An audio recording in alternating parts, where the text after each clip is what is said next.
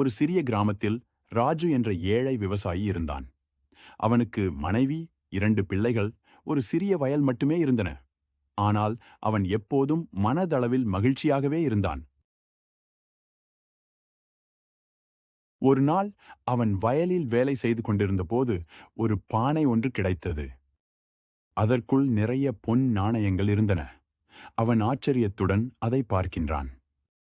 ராஜு மகிழ்ச்சியுடன் வீட்டிற்கு வந்து மனைவிக்கு பொக்கிஷத்தை காண்பிக்கிறான்.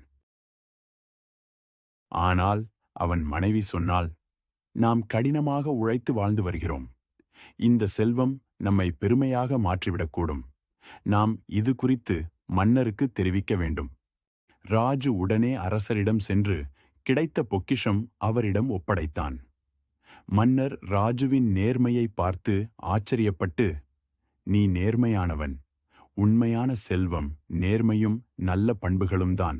இந்த பொக்கிஷம் உனக்கே சொந்தம் என்று கூறி அந்த செல்வத்தையும் கூடுதலாக பரிசாக நிலத்தையும் வழங்கினார்.